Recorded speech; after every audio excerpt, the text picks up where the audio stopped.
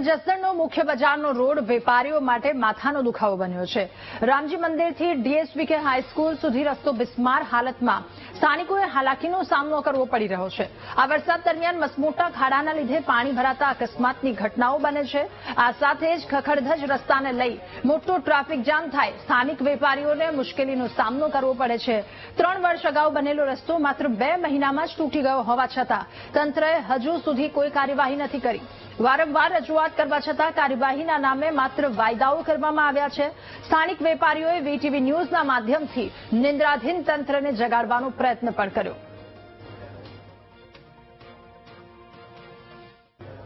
સાથે main market મોટા રામજી મંદિરથી લઈને ડીએસવીકે હાઈસ્કૂલ સુધી આવ રોડ ખરાબ છે, એકદમ બગડી ગયા છે। નાના વાહનમાં હાલવાના, માણસના હાલવાના આ પ્રશાસનને હાવ ગારો પીછળ થાય છે।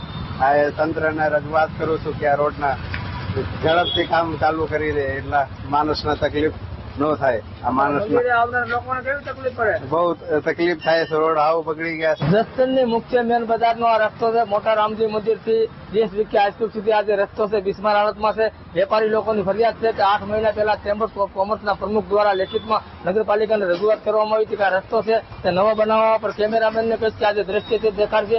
આજે રસ્તો છે તે મોટા રામજી મંદિરથી જે ડીએસવીકે હાઈસ્કૂલ તરફ જતો રહે તે રસ્તો છે અને આજે વેપારી દ્વારા અવારનવાર રજૂઆત કરવામાં આવેલી છે, પણ આજે આંધળું બેરું અને લપટું જે નગરપાલિકાનું તંત્ર છે તે તંત્ર દ્વારા આજે આ વેપારીની રજૂઆત છે તે કાને ધરવામાં આવતી નથી અને વેપારીને આપણે જે વેપારી છે તેમની જ મુલાકાત લેતી હોય તો કેમેરામેનને કહીશ કે આજે વેપારી લોકો છે તે શું કહેવા માંગે છે આપણે તેમની રજૂઆત આપણે સાંભળીશું। આજે વેપારી લોકોની શું માંગ છે અને વેપારી લોકો અવારનવાર રજૂઆત કરતા હોય તો રજૂઆતનું શું પરિણામ આવ્યું, શું છે આપણું નામ, શું કહેવા માંગો છો?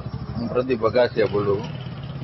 છેલ્લા 8 મહિનાથી રોડની રજૂઆત કરેલ છે છતાં કોઈ પણ જાતના રોડના કામ થયેલ નથી, તો જેથી કરીને નમ્ર વિનંતી છે કે આ ચોમાસામાં નકરું પાણી ભરાય છે, રોડ રસ્તામાં ટ્રાફિક એટલું થાય છે અને માણસો પડે છે એટલે જેથી કરીને આ રોડ બનાવવા નમ્ર વિનંતી છે એવી મારી નગરપાલિકાને અપીલ છે। 8 મહિનાથી આ રજૂઆત કરવા છતાંય કોઈ પણ જાતનો વિકલ્પ આવેલ નથી।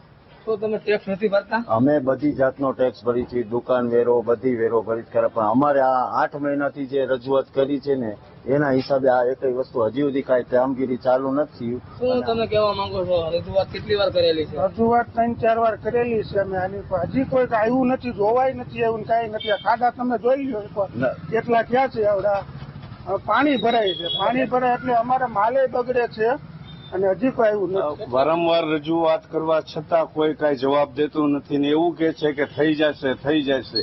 તો અમે બધા વેપારી ટેક્સ તો બરાબર ભરીશું, તો અમને શા માટે હેરાન કરવામાં પાલિકા તરફથી આવે છે, હું તમને એમ પૂછું છું। વેપારી લોકો કહી રહ્યા છે કે અમે લોકો જે મકાન વેરો છે, દુકાન વેરો છે, જે રોડ રસ્તાનો જે કાંઈ અમારી નળ વેરો છે જે વસૂલાત કરવામાં આવતી હોય તે અમે ભરતા હોય છે, તો અમારી યારે અન્યાય કેમ?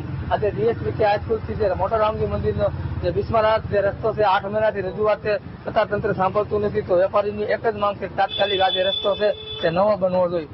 કાળુ રાઠોડ, વીટીવી ન્યૂઝ, જસદણ।